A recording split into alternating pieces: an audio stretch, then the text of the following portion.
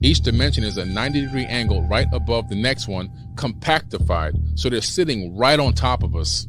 So within less than a Planck unit of space above you, there's another dimension that actually exists with a whole nother universe happening simultaneously while we're sitting right here.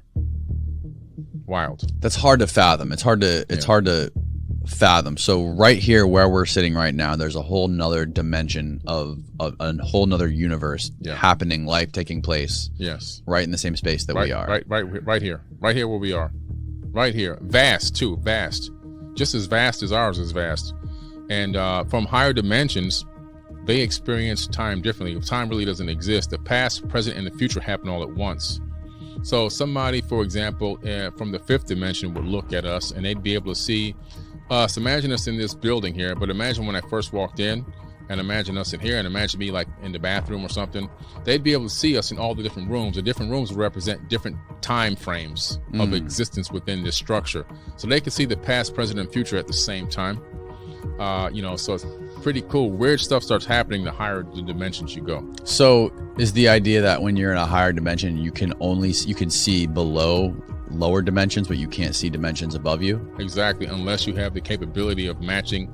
First, you have to obtain the frequency of a higher dimension and then match that frequency to be able to walk in. So match the frequency. Yeah. So for example, okay, my hand is stopped now by this table, right? Why is it stopped? I'm not really touching the table. There's repulsion going on. Electromagnetic repulsion between the electrons in my hand is repelling the electrons in the table. You don't really touch anything. Now, if I can match the subatomic frequency of the atoms in this chunk of wood here on this table, I could, with my hand, I would be able to pass my hand right through this table unscathed. Why? Because atoms are 99.999% empty space. Nothing is really here. Everything is only a light wave slowed down to a particular frequency. And so if you can match frequencies, you can merge with things. You can walk through walls and all that kind of stuff. The things that seem paranormal could be advanced beings have tapped into some type of understanding of how to match different frequencies in our dimension and appear apparitional or paranormal, but in true reality, they could just be taking a peek in. And how did we come to the understanding that these higher dimensions exist? Like, what is the most basic evidence that we have of this? Quantum physics proves it. See, when we look into the quantum world, everything changed. In standard physics is where we are right now, in the large side of physics. But the smaller you go, the more weird things get. We find that particles transphase in and out of existence, and they go to different dimensions. We even know now that some of our synapses of our thoughts in our brain phase out of this dimension and they go somewhere else, and then they come back again. And this has all been tracked and traced through the understanding of quantum mechanics and quantum physics, and understanding that dimensions exist. The biggest way that we made a model of this is we figured out how to create something called quasi-crystals. Now, these quasi-crystals are these multi-dimensional crystals. We actually created an 8th dimensional quasi-crystal. We created this? Yes, we created it. How did we create it? We created in a laboratory using different technologies. And then from that 8th dimensional quasi-crystal, it casts a shadow of itself down to a 4th dimensional quasi-crystal, which then casts down a shadow which creates a sphere. So we know that the universe is most likely the shadow of a higher dimension. It's crazy stuff. Yeah, that's kind of mind-bending. We're living in a light matrix, which is actually a light matrix, which is a shadow of a much higher dimension. And so we know this because they created these crystals, these quasi-crystals, and when they put them at different angles, they cast shadows. Sometimes what do these crystals look like? So you look up the quasi-crystals, they look like, have you ever seen Adinkra codes? Adinkras? I think I heard you talk about this before. No, they look like Adinkra symbols, mathematical symbols, but in the 3rd dimensional time space. And so if you take them and pull them out into a 3rd dimensional time space, they look like these lines that are connected with these nodes like that. You see? Quasi-crystals. This is a quasi-crystal. Yeah. And so it's an ordered structure, but it's not periodic. And it's got a crystalline formed pattern. Atomically. Yeah. In a manner somewhere between the amorpha solids of glasses. special forms of metals and other minerals, as well as common glass, and the precise pattern of crystals. Yeah. So if you type in if you put eighth dimensional quasi-crystal, you should see some research that it looks like what you look into a kaleidoscope. It's a fractal. It's all about fractal. We live in a fractal holographic universe. The quasi-crystal is a fundamental basis of the fractal holography that we're living in. We're fully immersed in it, so we can't detect it, but we're living in a light matrix. And that's what the Adinkra codes also prove. Okay, explain the Adinkra codes. What is that exactly? So Professor James Gates Jr., University of Maryland, former scientific advisor to President Obama. Just to give you, like, this guy, he's not just like a jackpot or something. He's like a real dude, you know? Yeah. And he put together a team of the most incredible supersymmetry and theoretical physicists in the world, like the top brains in the world on this. And they started analyzing what is the ether of space-time. What is this soup that we're living in, that we're inhabiting, this universe? What is it? What is it made of? What's powering it? They discovered something called Adinkra codes, which go back to the ancient Dogon tribe from Mali, Africa. The original inhabitants of the land of Kem then moved to Mali later after they were thrown out, taken over at one point. But they still kept this ancient knowledge in Mali about these Adinkra codes, and they would draw these patterns. Well, he discovered that these patterns are actually mathematical codes. And these are not just any mathematical code. There goes one there. They're actually the codes that describe the ether of space-time itself. They're error-correcting codes, the same exact codes that run our search engines and web browsers that we're using right now to look at the image. There's coding behind that screen that runs this, what we just did. And guess what? It's the same code that runs the universe. So we discovered that we're living in a programmed light matrix. In terms of what DMT does, we kind of need to get back to, as you said, your model of reality that your brain constructs. So the world that you experience in normal waking life, the world that you experience when you're dreaming, and even the world that you experience under the influence of DMT is always constructed by the brain. This is absolutely fundamental, and it's something that I repeat and I repeat and I repeat, because it's the problem we have with DMT, I think, is the questions about it are poorly constructed. So people will say, oh, is it real, or is it all in your head? You know, we've all heard that phrase, oh, it was all in your head. Right. But all experiences are, in a sense, all in your head. They're always being constructed by your brain. Your brain constructs your world model. Your brain, I like to say, is a world-building machine, right? It constructs your world model from patterns of neural activity, patterns of a unified pattern of information, basically. Now, that applies under all circumstances. It applies in dreaming, as I said. It applies in the DMT trip. So when you take DMT, your brain is constructing a different world model. It's constructing a different model of reality. Now, in the normal waking state, this world model is constrained, it's modulated by a constant trickle of sensory information from that thing outside that we call the environment, that we never have direct access to. It's a noumenal space. It's not something we can directly access. So the world that you're experiencing now is this model. It looks like you're experiencing the outside world, but actually it's all internally constructed within this light sealed, this black, dark space within your skull where your brain is. Right. The place people go when they do these things, like whether it be DMT or psilocybin or anything, is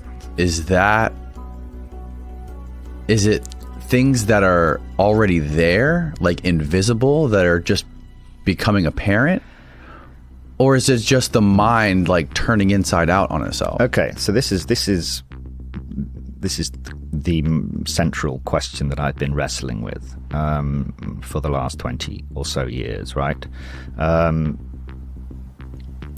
We don't know the answer to that question, but there are a number of explanations for the DMT experience. First of all, when you smoke DMT, when you take any psychedelic, it's the world model that changes. What psychedelics are doing is they are interacting with certain receptors in deep layers of the cortex. The cortex is the outer layer of the brain that constructs your world model. And the classic psychedelics, so that's DMT, LSD, psilocin from psilocybin, they interact with these receptors and they perturb the world-building machinery. And they allow your brain to construct a different model. So the model changes, the structure and the dynamics of the model changes.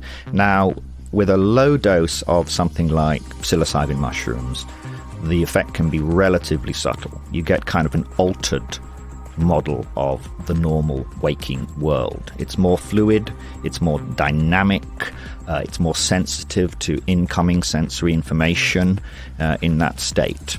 But with DMT, something quite different happens. Terence McKenna used to call it a 100% reality channel switch. Your brain it's not just an altered version of the normal waking world, but it's a completely different model of reality. It's like switching the reality channel. And the question is, and it's a really difficult question to answer, but it's the kind of the orthodox explanation for this is, it's your brain is just making it up. It's a wild cortical fabrication. But that's never made much sense to me, because we know that the brain wasn't dropped to Earth ready to kind of construct worlds.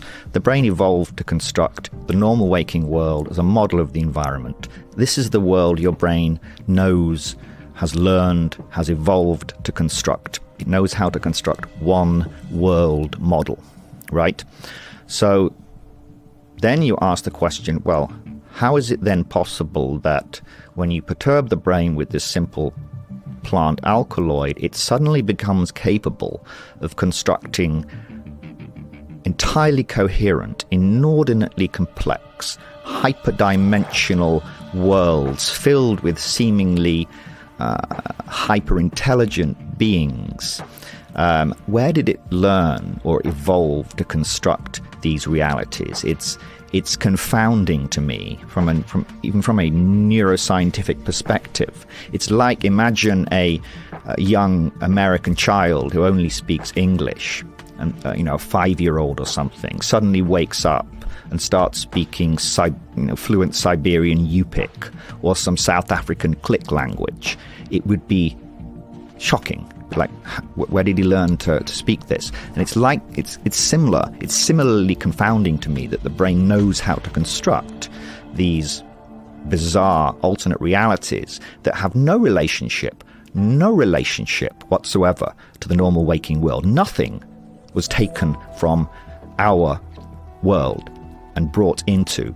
It's a completely disjoint reality. And that is, to me, remains a great mystery.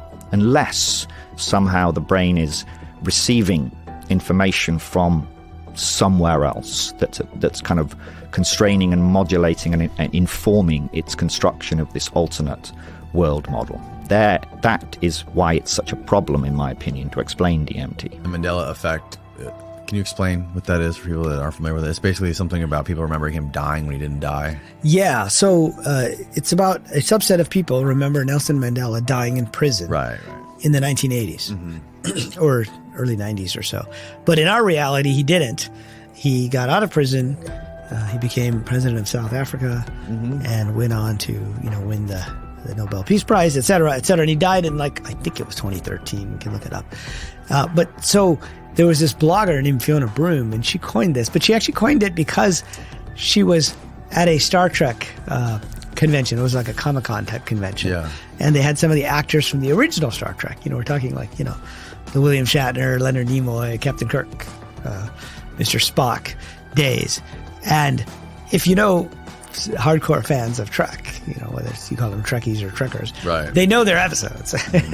And there were people in the audience telling the actors, saying, well, do you remember this episode when, you did this and Dr. McCoy did that? And they're like, no, we never recorded that episode. And multiple people in the audience remembered it. And she just thought that was so weird. And so then she went online to see if there were other things that people remembered. And that's what the Mandela thing came up. And so now they call it Mandela effects. Now, I dismissed it, like most mainstream scientists do, as just bad memory. Yeah.